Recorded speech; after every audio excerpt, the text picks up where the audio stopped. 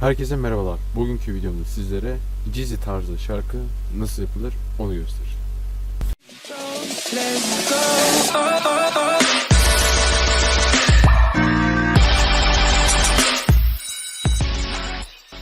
BPM'i öncelikle 90'a ayarlıyoruz.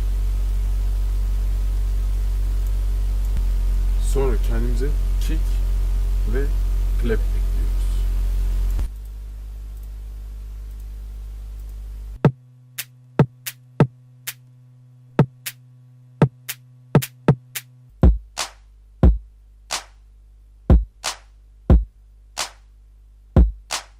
Sonra kendimize bir plugin belirliyoruz.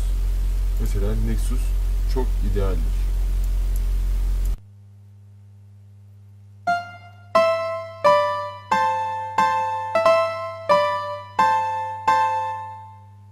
Kendimize akor belirliyoruz.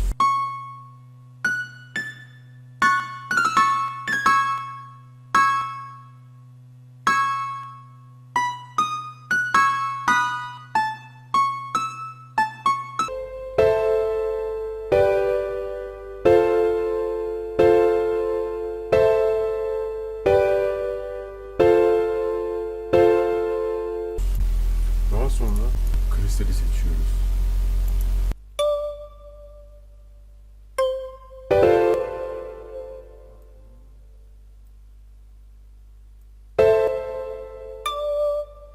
Kendimize bir melodi belirliyoruz.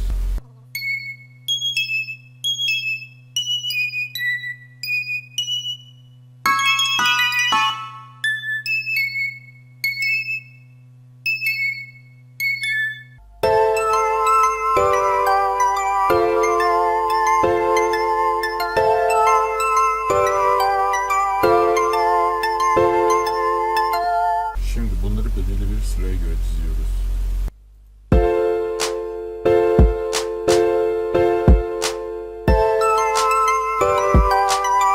Düzeltmeyi siz de fark ettiniz. O zaman biraz efekt kullanacağız. Efekti de şöyle yapıyoruz.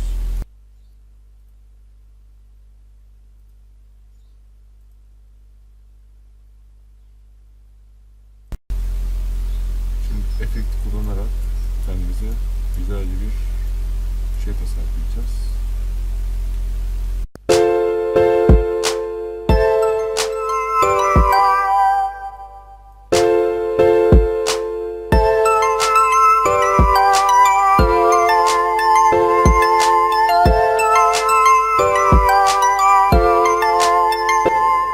Nakarat içimize gerekli olan tek şey hi-hat.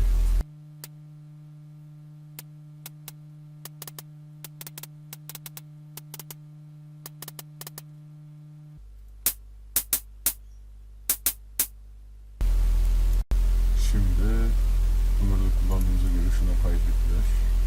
Bakalım nasıl oldu.